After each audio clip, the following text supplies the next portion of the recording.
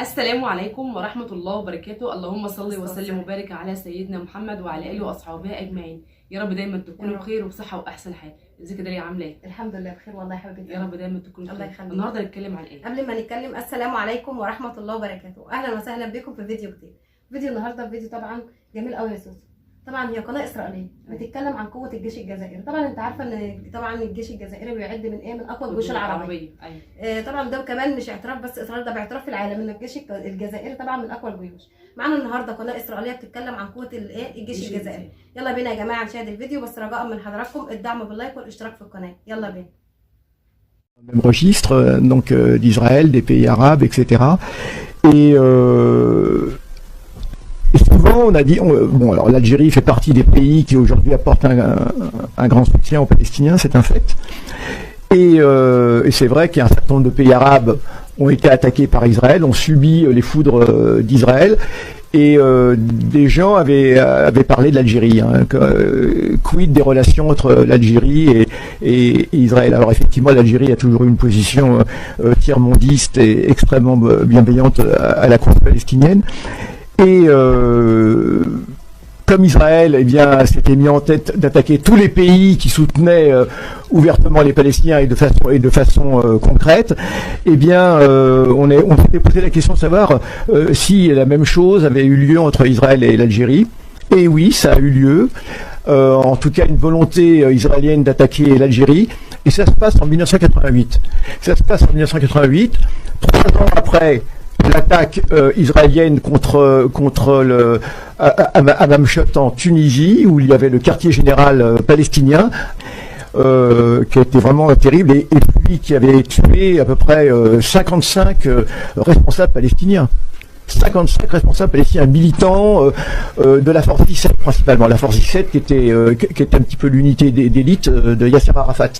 C'est l'unité qui assurait la protection d'Arafat à Beyrouth pendant les guerres civiles, etc. Et donc ça avait été assez terrible. Quand en 1988, les Palestiniens décident de faire leur CNP, le Conseil national palestinien, d'organiser le CNP au cours duquel ils avaient l'intention de déclarer l'État de Palestine, précisément, l'idée de continuer à faire ça, évidemment, en Tunisie, était assez malvenue. Et c'est l'Algérie qui s'est proposée.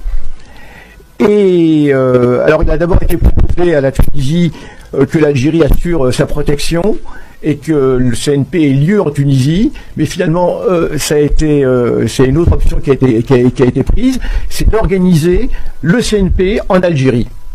Et évidemment, Israël n'a rien dit, mais tout le monde s'attendait à ce qu'éventuellement il y ait une attaque israélienne. Alors qu'Israël s'est bien gardé de faire la moindre déclaration. Et dans l'éventualité, tout un arsenal a été mis en place, donc on va voir un petit peu. Alors, 88, c'est le moment où l'armée algérienne est à son climax, comme on dit, hein, est à son plus haut niveau du rapport qualité, au niveau du rapport entraînement des pilotes, des différents équipages, et surtout au niveau du matériel. Ils ont installé tout un dispositif absolument incroyable de protection, avec des radars qui étaient avancés, y compris en Tunisie, des stations radars mobiles des stations radars mobiles, et puis des défenses antiaériennes avec des missiles très performants de l'époque qui étaient jalonnés depuis Annaba vers la frontière tunisienne jusqu'à Alger et même au-delà jusqu'à Oran. Et avec même les sous-marins étaient de sortie, les 4 sous-marins algériens de l'époque étaient de sortie, des corvettes porteuses de lance-missiles étaient également de sortie, et en plus de toutes ces stations de radar, de ces bases de missiles avec des missiles très performants, ce qui avait le meilleur à l'époque, hein, des armements soviétiques principalement dans la totalité. Il y avait également des avions en permanence dans l'air qui assuraient la protection, et notamment les fameux MiG-25 qu'on a vu tout à l'heure. Et le MiG-25 à l'époque, c'est l'avion le plus rapide du monde. D'ailleurs, jusqu'à aujourd'hui, le MiG-25 est un avion, ce qu'on appelle un avion intercepteur. Voilà. Le 10 novembre, une agitation électronique très importante a lieu. Toutes les stations radar commencent à vibrer, et on signale l'arrivée d'un fort groupe d'avions en provenance de l'est de la Méditerranée. Et en même temps, les radars algériens. طبعا طبعا زي ما انت سمعت معانا يا سوسو، هو كان في مؤتمر ماشي، فهم كانوا عايزين يعملوه في تونس او حاجه زي كده. طبعا هم انت عارفه اللي هو اول حاجه اتكلموا فيها عن طبعا القضيه الفلسطينيه، القضيه الفلسطينيه، واحنا كلنا عارفين ان طبعا الجزائر اول دوله مسانده للقضيه الفلسطينيه. أيوة. طبعا لمقوله الراحل هواري ومدين ظالمه او مظلومه مع فلسطين. أيوة. طبعا في مؤتمر كان هيكون في تونس، تونس خافت طبعا لانها برضو لسه كدوله مثلا صغيره او حاجه زي كده، فالجزائر قالت ماشي هنعمل المؤتمر هنا ماشي عشان يخص طبعا فلسطين، بس قال لك لازم نعمل اللي هو الخطه او يعملوا مثلا عشان خايفين من حاجه تحصل، فلازم يكون عندهم اللي هو ايه التدريبات، وعندهم جهزوا من حاجه يعني عشان لو حصل اي حاجه زي مثلا الغواصات، زي الحاجات الجويه، زي الصواريخ عشان دفاع لو حصل اي حاجه اسرائيل. وكمان عندهم كمان الجيش الجزائري يا جماعه عندهم قوي جدا. قوي، ما انت عارفه اللي هو من اقوى الجيوش العربيه، فهم طبعا لازم يعملوا استعداد عشان لو حاجه حصلت لهم، فهو دلوقتي بيتكلم ان هم طبعا بيستعدوا عشان لو حاجه حصلت. وطبعا كل ده عشان خاطر ايه القضيه الفلسطينيه. وانت عارفه يا سوسو ان قبل كده برضو ان الجزائر وقفت مع مصر يعني مع 73 وفي 67. انت عارفه طبعا هي وقفت معانا بكل حاجه، وقفت بالفلوس ووقفت بالجنود ووقفت بكل حاجه. طبعا انت عارفه ان هم فتحوا لهم البنوك ليلى، والرئيس هواري ابو مدين طبعا بعمل شيك على بياض اللي احنا برضو نستورد اسلحه من روسيا وكده. يعني طول عمر الجزائر وقفه مع مصر، وقفه مع الدول العربيه، مع الدول العربيه كلها. بس احنا برضو نرجع نقول ان الجزائر اول دوله مسانده للقضيه الفلسطينيه. نكمل مع بعض. Les services de sécurité algériens captent des communications entre un pilote de Boeing, d'un Boeing civil, et qui s'adresse à une tour de contrôle, je crois, je ne sais pas si c'est la Grèce ou autre, et qui dit est-ce qu'il y a actuellement des manœuvres? Parce que généralement, quand il y a des manœuvres aériennes, elles sont signalées comme ça, les Boeing, etc. Parce que le Boeing, le commandant de bord venait de voir des avions armés à proximité de son avion. Et ça, c'est une tactique qui est utilisée encore l'autre jour contre la Syrie. Israël se sert de vols commerciaux pour se camoufler électroniquement. Absolument. C'est très dangereux évidemment pour les vols civils. Et il y a eu déjà malheureusement des. Alors là, t'as mis le suspense. Oui, le suspense. Termine. Et donc un fort vol, une formation enfin d'avions arrive de l'est de la Méditerranée, va survoler la Sicile, vole en direction de la Sardaigne, et les avions se regroupent au niveau de la Sardaigne et foncent vers le sud. Et à partir de ce moment-là, donc, on envoie en Algérie, on envoie des avions supplémentaires encore avec les MiG-25, des MiG-21, des MiG-22, etc. Et évidemment, il y avait tellement d'armes. Et finalement, on a vu que la formation a repris ses chemins. Et d'autant plus que dans le port d'Alger, il y avait un navire soviétique qui était là, avec une station de radar extrêmement puissante. بعد جغرافي واختلاف ثقافي واندماج في القضية وحب الأوطان جمعهما 1,000,000 شهيد، قلبان في جسد واحد، العلمان يرفرفان سويا في الوقت الذي سقطت فيه معظم الأعلام. الجزائر بلد 1,000,000 شهيد، الشق التوأم لفلسطين، والقلب البعيد القريب النابض المخلص للأرض المقدسة.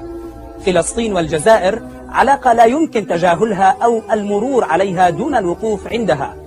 إنه ذلك الحب الوثيق الذي وصل لحد راق في منظومة عشق الأوطان. مجموعة من المثقفين والكتاب والنشطاء الجزائريين يضربون عن الطعام تضامنا مع الأسرى في سجون الاحتلال، مؤكدين على استمرارهم في إضرابهم عن الطعام حتى يحقق الأسرى في سجون الاحتلال الإسرائيلي مطالبهم. ويبدو السؤال الأكثر إلحاحا حول سر هذه العلاقة الحميمية بين الشعبين الطيبين في فلسطين والجزائر. هذا هو ما يطلق عليه كيمياء الارتباط. الجزائريين من أكثر الشعوب كراهية لإسرائيل، وصحيفة هآرتس الإسرائيلية قالت جملة قاسية جدا إن الشعب الجزائري شعب عدواني متوحش ويستهدف إسرائيل. نمرة 2، إن البعض ممكن يقول وإسرائيل فين والجزائر فين؟ الجزائر بعيدة عن إسرائيل، كيف تهدد الجزائر إسرائيل؟ برضو الإعلام الإسرائيلي بيجيب والمحللين العسكريين الإسرائيليين بيجيبوا أن الجزائر ليست بعيدة، لأن عندها جيش قوي وعندها قوات بحرية قوية، والجزائر شاركت في حرب 73، وتقدر الجزائر مرة أخرى تشارك في حرب ضد إسرائيل عبر البحرية الجزائرية طبعا الله. فيديو جميل، فيديو جميل جدا. يعني انت شفتي هو الاعلام اللي قبل دوت بيقول لك ايه سر العلاقه ما بين علاقه فلسطين طويله بين ما بين فلسطين الجزائر وفلسطين. وشفت طبعا قلب واحد. لا احنا طبعا عارفين العلاقه ما بين ايه سر العلاقه. سر العلاقه ان اللي هما الاثنين شربوا من نفس الكاس. طبعا الجزائر حاسه وعانت، حاسه وفلسطين نفس هم الطريقه. حاسين بنفس المعاناه بتاعتهم. وفي نفس الوقت برضه يا سوسو قال لك ان في كلام يعني اثر فيه قوي انا بسمعه، ان هو بيقول لك لما كان في اسرى فلسطينيين في السجون فلسطين في السجون الاسرائيليه، بيقول لك ناس من فلسطين من الجزائر عملوا بقى ضربهم عن الطعام عشان خاطر هم زعلانين عشان ضربهم عن الطعام عشان خاطر ايه التانيين يلبوا لهم مطالبهم مطالب الفلسطينيين الاسرى يعني. وطبعا عندك برضو الاعلام المصري هو بيتكلم بيقول لك طبعا ان الجيش الجزائري طبعا من اقوى الجيوش وما عندهاش مانع ان هي طبعا هي حاربت في كل حاجه وما عندهاش مانع ان هي تحارب تاني. هي حاربت مع مصر وما عندهاش مانع تحارب تاني وتالت. طبعا بقول لك هو اكتر بلد بتكره الكيان. طبعا فيديو جميل جدا. ماشي طبعا فيديو جميل جدا وربنا ينصر اخواتنا في فلسطين. اللهم امين يا رب العالمين. وبكده يا جماعه يكون وصلنا لنهايه الفيديو، ويا رب لو الفيديو عجبكم تدعموا القناه بلايك وباشتراك. والسلام عليكم ورحمه الله وبركاته. مع الف سلامه لحضرتك. مع الف سلامه.